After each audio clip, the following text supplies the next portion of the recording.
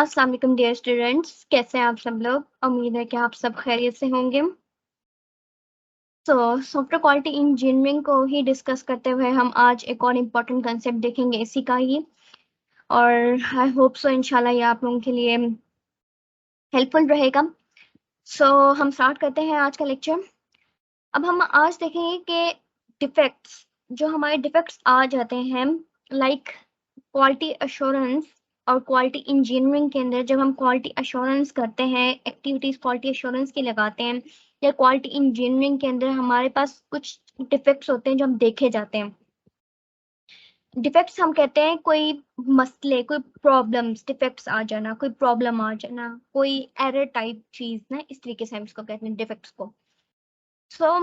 कोई प्रॉब्लम, अब इसको प्रॉब्लम से समझ लें।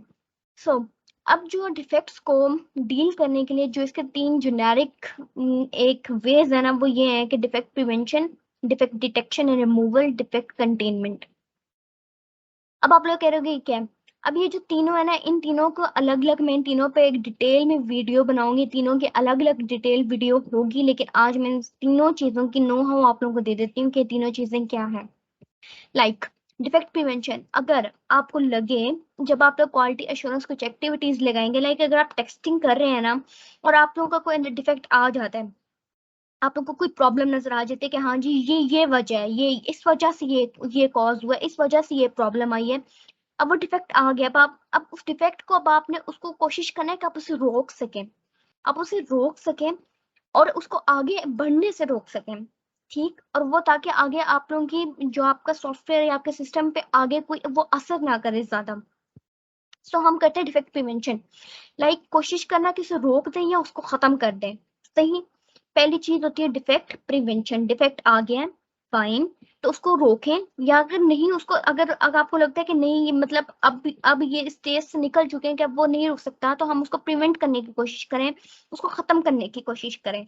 ठीक, रोकने की कोशिश करें कि और डिफेक्ट आए ही ना, ये डिफेक्ट चलो आ गए, इसको खत्म करें और आगे इससे रिलेटेड जिस तरह कोई डिफेक्ट्स हैं या प्रॉब्लम्स हैं या कॉजेज हैं वो और ना आए। सही, दूसरी चीज आगे डिफेक्ट डिटेक्शन एंड रिमूवल। अब अब आप लोग देखें, अब आप लोगों को नहीं पता, अब वो तो प्रिवेंशन थी, वो तो प्रॉब्लम थी जो आप लोगों के सामने आ गई, अब आपने उसको रोकने की कोशिश किया, अब वो तो प्रॉब्लम थी जो आपके सामने आई, अब जो आपके सामने आई ही नहीं, आप लोगों को पता ही नहीं चल रहा कि अब आप आपका सिस्टम बिल्कुल जैसे बनना चाहिए था वैसे बना है, डिफेक्ट नहीं है इसमें, ये डिफेक्ट्स हैं, तो अब आप लोग क्या करोगे? डिफेक्ट डिटेक्शन करोगे। ये सारी टेक्निक्स हैं, प्रिवेंशन एक टेक्निक है, डिटेक्शन एक टेक्निक है, रिमूवल एक टेक्निक है, डिफेक्ट कंटेनमेंट एक टेक्निक है। तो डिटेक्शन क्या कि आपने उसको, अब आपने अब ढूंढने की कोशिश करना उस प्रॉब्लम को। सही, अब आप लोग डिटेक्शन करोगे, लाइक जैसे चोर पुलिस का सीन नहीं होता कि पुलिस चोरों को ढूंढती है, तो इस तरीके से आप लोगों ने डिटेक्ट करने की कोशिश करना है कि हाँ जी ये प्रॉब्लम इस मॉड्यूल में है, इस मॉड्यूल में है, या अगर इस मॉड्यूल में नहीं है तो इस मॉड्यूल में है, या ये इसका इसका कोई ये फंक्शन ठीक नहीं, ये चीज इसमें प्रॉब्लम करी है। आप लोगों ने अब वो ढूंढने की कोशिश करनी है, वो प्रॉब्लम डिटेक्ट करने की कोशिश करनी है। ठीक, और जब उसको आप डिटेक्ट कर लें तो कोशिश करें सिर्फ रिमूव करने की, उसको खत्म करने की। रिमूवल क्या चीज होती है? एक चीज का बिल्कुल खत्म कर देना, रिमूवल, तो आपने उसको खत्म करने की कोशिश करनी है। अब ये चीज होगी। तीसरी चीज आ जाती है डिफेक्ट कंटेनमेंट। अब एरर तो आ गया, सही सब कुछ, अब एक मॉड्यूल पे अगर एक डिफेक्ट है, वो प्रॉब्लम है, तो आप लोगों ने उसको वही रोक देना है, उसको वही कोशिश करनी है कि आप उसको स्टक कर दें ताकि वो किसी और मॉड्यूल पे इफेक्ट ना करे। लाइक अगर आपका पहला मॉड्यूल है बुकिंग का और इसमें कोई एरर है, कोई प्रॉब्लम है, कोई कुछ भी किसी किस्म का कोई प्रॉब्लम है, कुछ भी कह सकते हैं आप लोग, डिफेक्ट कह सकते हैं, इस तरह की कोई चीज आई है, तो आप कोशिश करें उसको वही रोकने, वो नेक्स्ट मॉड्यूल पे, लाइक जो दूसरा मॉड्यूल उससे रिलेटेड है, कोई भी मॉड्यूल जो उससे रिलेट कर रहा है, तो ये उस पे फर्क ना करे, उस पे कोई इफेक्ट ना आए। सही, तो तीसरी चीज आ जाती है डिफेक्ट कंटेनमेंट। इन तीनों पे एक मैं प्रॉपर वीडियो बनाऊंगी, एक्सप्लेन वीडियो होगी, डिटेल में होगी। ये पूरी एक्टिविटीज है क्वालिटी अश्योरेंस के अंदर, क्वालिटी इंजीनियरिंग के अंदर यूज होने वाली। पहली चीज की प्रिवेंट करें, उसको रोकने की कोशिश करें, प्रॉब्लम आने के चांसेस हैं उसे रोकें। अब प्रॉब्लम आप लोग उधर तो आप लोगों को पता चल रही थी प्रॉब्लम आ गए हैं, ये आप लोगों को नजर आ रहे हैं, आपके सामने है, तो आपने उसको प्रिवेंट करना है। अब जहां नहीं आप लोग को नजर आ रहा है, जहां जहां आप लोग नहीं उसको ढूंढ पा रहे, तो आपने डिटेक्ट करना है, उसको डिटेक्ट करने की कोशिश करनी है और फिर उसको खत्म करने की कोशिश करनी है।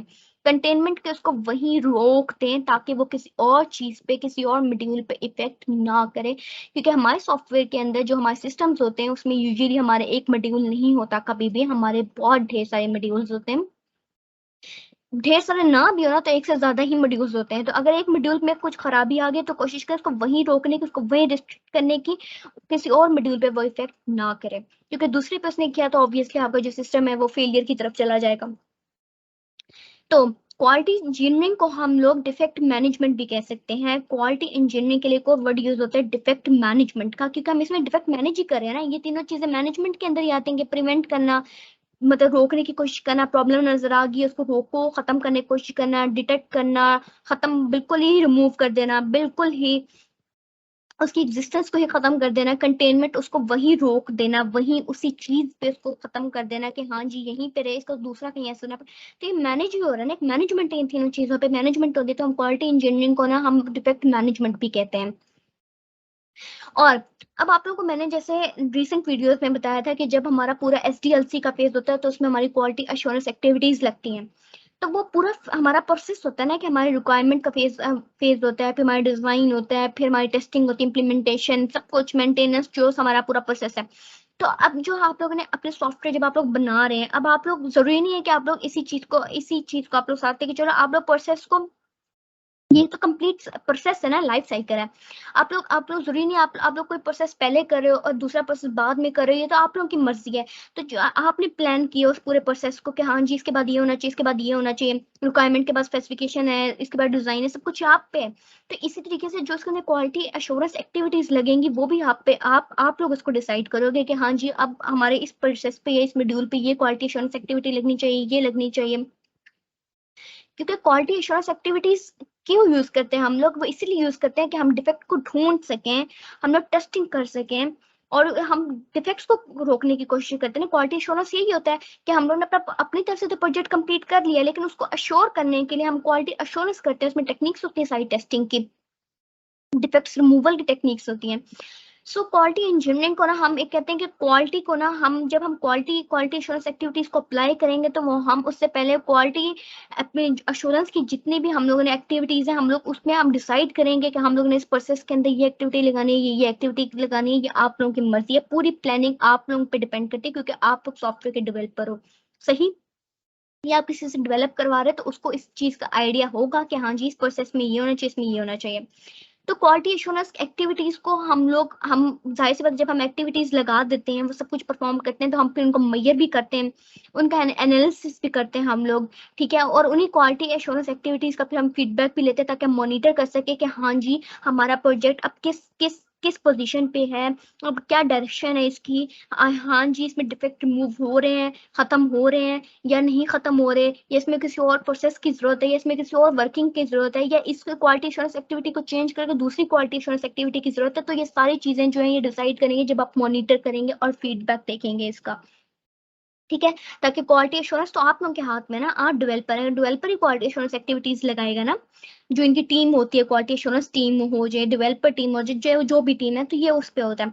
तो बेसिकली डिफेक्ट्स जो होते हैं क्वालिटी अश्योरेंस के अंदर और क्वालिटी इंजीनियरिंग के अंदर, वो 3 तरह के होते हैं, 3 तरह की उनकी जेनेरिक वेज होती हैं।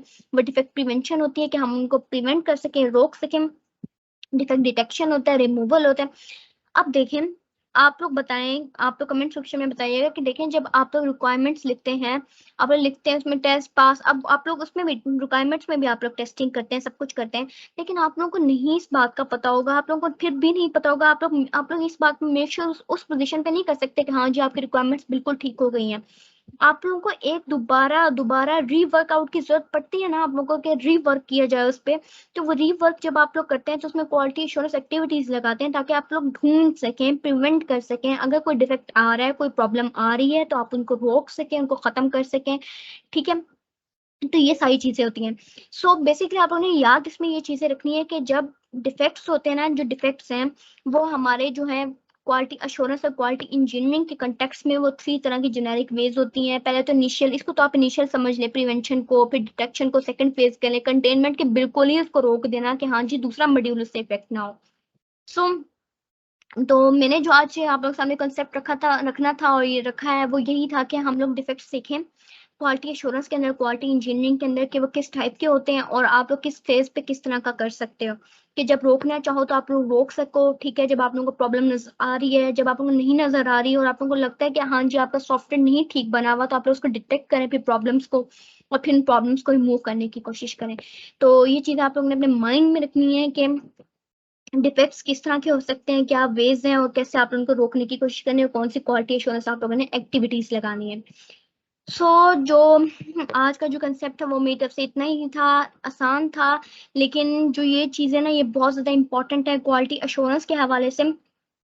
जैसे सॉफ्टवेयर क्वालिटी इंजीनियरिंग एक मुकम्मल डोमेन है ना, इसी तरीके से क्वालिटी एश्योरेंस भी एक मुकम्मल डोमेन है। क्वालिटी एश्योरेंस में भी काफ़ी लोग जॉब्स करते हैं, इसमें भी काफ़ी लोग आगे जाते हैं, क्वालिटी एश्योरेंस एग्जीक्यूटिव में जाते हैं, मैनेजमेंट में जाते हैं, क्वालिटी एश्योरेंस टेस्टिंग टीम में चले जाते हैं। तो क्वालिटी एश्योरेंस, क्वालिटी इंजीनियरिंग, ये दोनों भी डिफरेंट चीज़ें हैं, इनमें भी काफ़ी डोमेन्स आ गए हैं। तो आपको ये चीज़ें ध्यान रखनी है आगे, ताकि जब कभी आप लोग इंशाल्लाह आप लोग जाते हो आगे, तो आप लोगों ने इस बात पे ध्यान रखने की किस क्या कब और आप लोगों ने किस चीज़ को अप्लाई करना है और किस चीज़ की ज़रूरत कब होनी चाहिए।